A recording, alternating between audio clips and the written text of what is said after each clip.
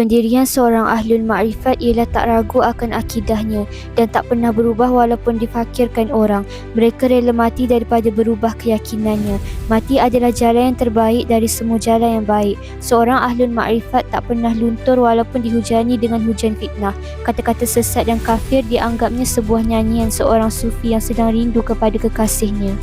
Mereka tidak peduli akan kata-kata huruf dan suara, hanya yang penting baginya perasaannya kepada Tuhannya. Apabila cintanya telah bersemi dan berupa penerimaan dari Haliknya, di sinilah nilai hidup itu. Baginya tak guna hidup tanpa nikmat makrifat, kerana makrifat itu adalah jiwanya iman dan jiwanya iman adalah ihsan. Jadi jiwanya Islam adalah iman dan jiwanya iman adalah ihsan. Apabila jiwa-jiwa itu kosong dari makrifat, samalah hidupnya sebagai seekor binatang buas yang rakus dan tak tahu diri, kerana akhir tujuan hidup adalah redha. Apabila cinta dan redha telah bebas dari belenggu kemakhlukan semata, kerana dalam jiwa yang suci akan melahirkan perbuatan yang suci, dan dalam jiwa yang kotor akan melahirkan perbuatan yang kotor.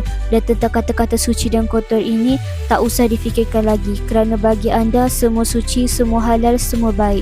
Tak ada kejahatan di dalam dunia ini. Yang jahat itu dalam ertian dunia ialah orang yang mengaku punya akal sendiri dan perbuatan sendiri, iaitu di luar perbuatan Allah. Itulah yang dimaksud jahat atau jahil. Tetapi bagi kita, iman dan taat, kafir dan maksiat, jahat dan baik adalah sama, dan semuanya adalah baik. Tidak ada perbuatan Tuhan itu yang jahat. Bila datang dari Tuhan, semua baik.